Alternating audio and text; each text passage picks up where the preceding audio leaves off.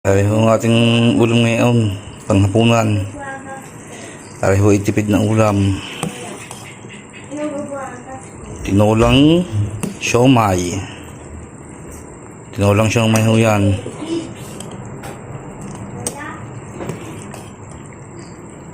Tipid na pang ulam mo ito.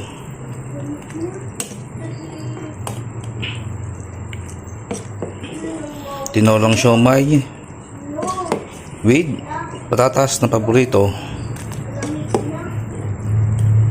With patatas po yan.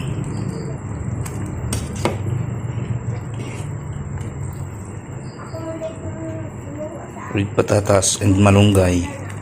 Hindi po sili ang ating nilahok.